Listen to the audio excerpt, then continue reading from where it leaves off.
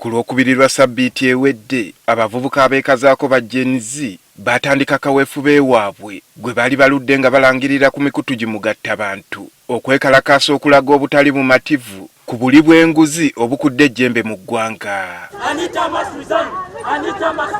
Bano okwekalakaasa kwabwe baali bakwolekeza batambula kugenda mu Paalamenti y'eggwanga mwe baali bateekera ku nninga Sipiika wa Paalamenti Anita Among okulekulira.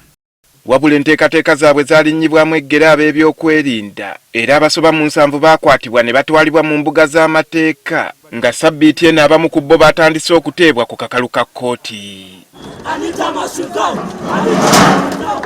Abamu nga bayita ku mikutu gimugattabantu babadde baweze enkolokooto ng'olunaku olwaleero bwe bagenda okuttukiza okwekalakaasa kwabwe. Naffe twabukeerezza Nkokolo okwetooloola ekibuga Kampala okulaba embeera bweri. Okwawukanako ne Ssabbiiti ewedde mu kibuga wakati, embeera ebadde ya bulijjo. Wabula abakuumaddembe abasaamusaamu balabiddwako nga balawuna. Ku bibangirizi ng'ekyaleyirwe eno ababaddeyo balabiddwako nga bawujjadde, abalala nga bali ku byabwe.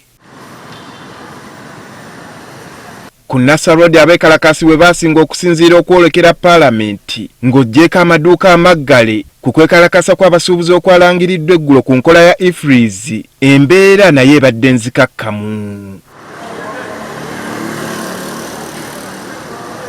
Ku nguudo ez'enjawulo ze tutambuddeko, abantu aba bulijjo be babadde bazeegirisizaako nga mpawo wa byakwerinda abakuba ku mukono.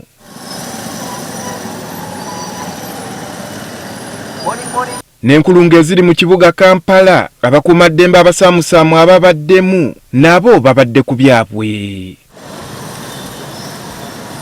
N'enkulungo eziri ebbali w'ekibuga Kampala, ebyokwerinda ebyaliwo Ssabbiiti ewedde byakendeezeddwa ne wasigalawo abakuumaddembe nga bulijjo.